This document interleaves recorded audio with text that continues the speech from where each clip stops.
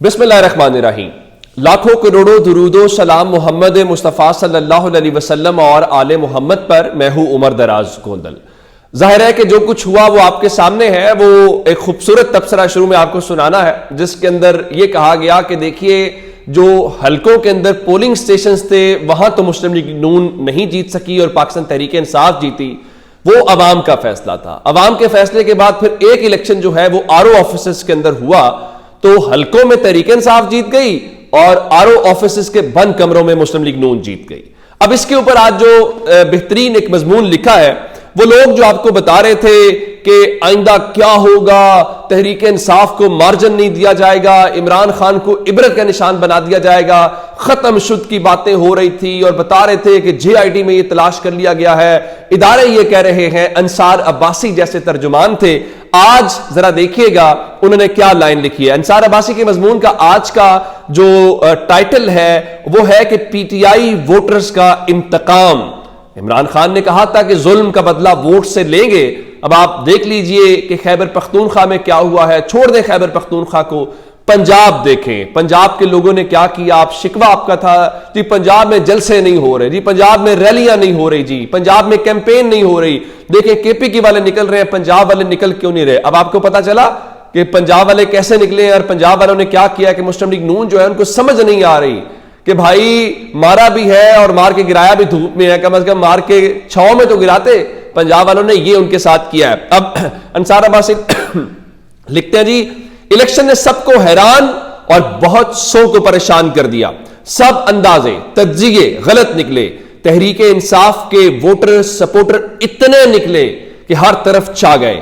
انتخابات سے پہلے تمام تر پابندیوں، سختیوں، جلسے جلوس کرنے کی اجازت نہ ملنے کے باوجود بلے کے بغیر تحریک انصاف کے حمایت یافتہ امیدواروں نے سب سے زیادہ ووٹ لیے۔ اب میں آپ کو جو اس وقت کا الیکشن کا ڈیٹا آیا ہے اس ڈیٹے کے سامنے آپ کو رکھنا چاہتا ہوں، اور یاد رکھیے گا یہ فارم 45 والا ڈیٹا نہیں ہے۔ فارم 45 والا ڈیٹا تو تحریک انصاف کو کم از کم 2.5-3 کروڑ کے آس پاس لے کے جا رہا ہے۔ ذرا کمپیریزن کر لیجئے گا کہ اس وقت کیا فرق پڑا ہے۔ بتایا گیا ہے کہ 2018 کے اندر جو مسلم لیگ نون تھی ان کو ووٹ پڑے تھے جس میں بتایا گیا ہے کہ 1,28,96,356۔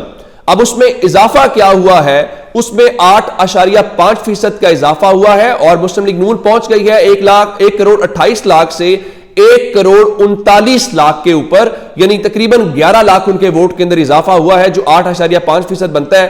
1,39,93,044 ووٹ انہوں نے حاصل کیے ہیں 2024 میں۔ اب آتے ہیں پاکستان تحریک انصاف کی جانب۔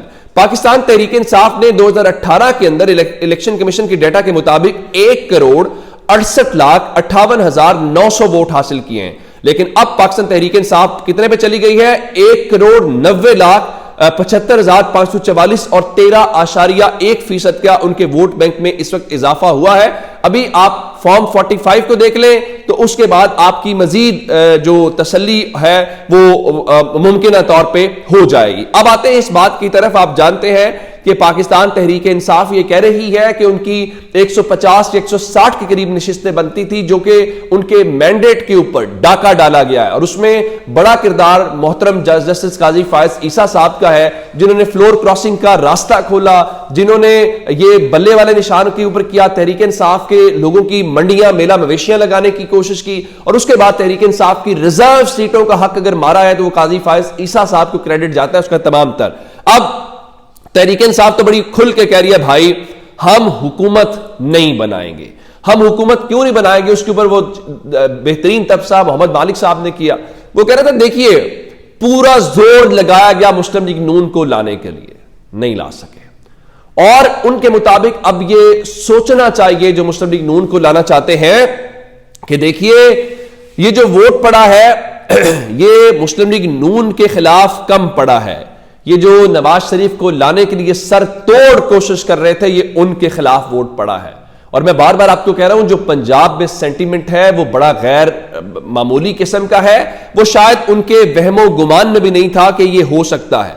اب آتے ہیں اس بات کی طرف کہ عدالت سے کیا فیصلے آ رہے ہیں۔ میں آپ کو لاہور ہائی کورٹ کے 20 کے قریب امیدواروں کے متعلق بتاؤں گا جو حلقے اس وقت جن کے اوپر عدالت فیصلہ لگائے ہوئے ہے. ابھی یہ خبر الیکشن کمیشن آف پاکستان کے اندر ہے جہاں الیکشن کمیشن کے باہر کاؤنٹرز قائم کیے گئے ہیں, وہاں پہ چاروں صوبوں کے لیے الگ الگ کاؤنٹرز ہیں. الیکشن کمیشن سے آپ کیا توقع رکھ سکتے ہیں جن کا ای ایم ایس سسٹم بیٹھ گیا, رات کو آر اوز کے دفتر بند ہو گئے اور آر او کے دفتروں کے اوپر پتہ نہیں کون سی مخلوق کا قبضہ تھا, جس کے بعد اچانک دھڑا دھڑ نتائج جو ہے وہ بدلنا شروع ہو گئے. یہ ساری باتیں اپنی جگہ کے اوپر ہیں, لیکن آپ کو اس وقت جو بڑی خبر ہے, یہ جو ملک کے ساتھ ظلم کیا جا رہا ہے. آج صبح سویرے پاکستان کی سٹاک مارکیٹ کھلی تو شدید مندی اس میں ہوئی ہے, 800 پوائنٹس کی کمی ہو گئی ہے. اس کی وجہ کیا ہے؟ اس کی وجہ بڑی سادہ ہے. جب آپ پاکستان کے لوگوں کے مینڈیٹ کا احترام نہیں کریں گے تو پھر یہی کچھ ہوگا, پھر آپ توقع نہیں رکھ سکتے. اور اس کے اوپر انٹرنیشنل میڈیا کیا لکھ رہا ہے؟ انٹرنیشنل میڈیا لکھ رہا ہے, بلومبرگ نے لکھا, here is what you need to know about Pakistan's disputed election. وہ پاکستان کے الیکشن کو متنازع الیکشن قرار دے رہے ہیں. اس کی وجہ کیا ہے؟ اس کی وجہ صرف یہ نہیں کہہ رہے, ہمارے ہاں فافن کا ایک ادارہ ہے جو ان چیزوں کو دیکھتا ہے. فافن والے کہہ رہے ہیں جی پولنگ سٹیشنز کی حد تک تو انتخابی عمل پہ قانون ہوا. یہ بات میں نے بھی آپ کو بتائی کہ اس دن کسی پولنگ ایجنٹ کو باہر نہیں نکالا گیا, گرفتار نہیں کیا گیا, کسی کو ووٹ ڈالنے سے نہیں روکا گیا. اس دن چیزیں سموتھلی چلی, میں خود یہاں تک پروسیس ٹھیک تھا. لیکن جیسے ہی وہاں سے عمل مکمل ہوا اور بات آر او آفیسز تک گئی تو اس کے بعد وہاں پہ میڈیا کو آر او آفیسز میں داخل نہیں ہونے دیا گیا. فافن والے کہہ رہے ہیں ہمارے مبصرین کو اندر داخل نہیں ہونے دیا گیا, اور وہاں پہ کمپرومائز ہوا. جہاں پہ مسلم لیگ نون جیتی, جہاں پی ٹی آئی جیتی تھی پولنگ سٹیشنز کے اوپر, وہاں چیزیں بالکل ٹھیک تھی, عوام کا فیصلہ وہاں تک درست تھا.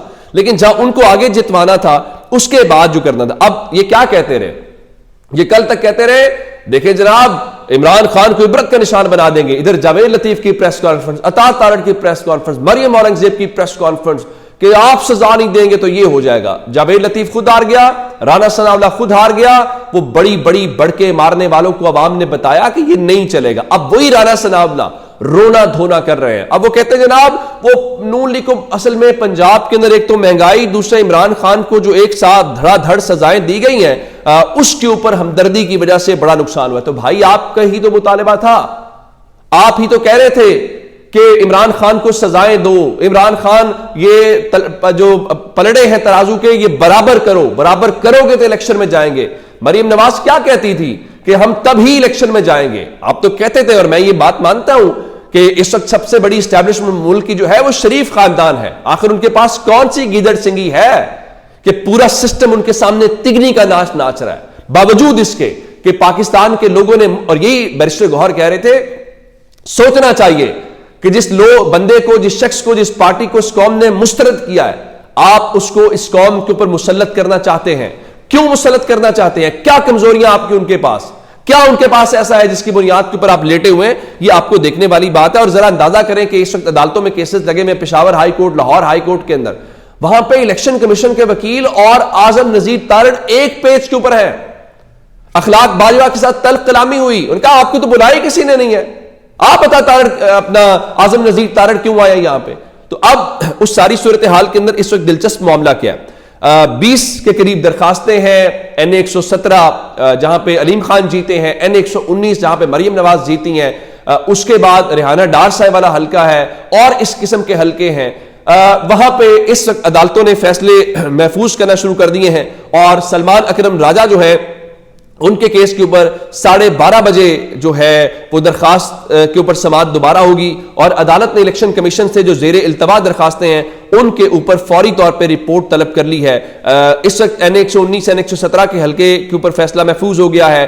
ریحانہ ڈار جو ہے ان کے فیصلے کے اوپر فیصلہ جو ہے وہ محفوظ ہو گیا ہے. لاہور کے مجموعی طور پہ 16 حلقے ہیں جن کے اوپر یہ سب کچھ ہو رہا ہے. میں آپ کو صرف اتنی بات بتا سکتا ہوں کہ یہ سب ٹرک کی بتی کے پیچھے لگایا جائے گا, یہ ان کیسز کو لٹکایا جائے گا. کیسے؟ پہلے آپ کہیں گے جی قابل سماعت ہے کہ نہیں ہے, پھر آپ کہیں گے دیکھیں آپ جائیں نا الیکشن کمیشن پہلے آر او آفس کے پاس, پھر آپ وہاں سے آئیں ہائی کورٹ میں, پھر آپ جائیں الیکشن ٹرائبونل میں. یہ سارے کا سارا تماشا. اس کی وجہ کیا ہے؟ اس ملک کے جو سب سے بڑے سیاست کے بازیگر ہیں, جو مانتے تو نہیں ہیں لیکن اس ملک کی سب سے بڑے سیاستدان وہی ہیں, اور اس ملک کی سیاست بھی وہی چلاتے ہیں اور سیاست کرتے بھی وہی ہیں, ان کا تمام تر تکیہ, ان کا تمام تر سہارا یہ عدالتیں ہیں.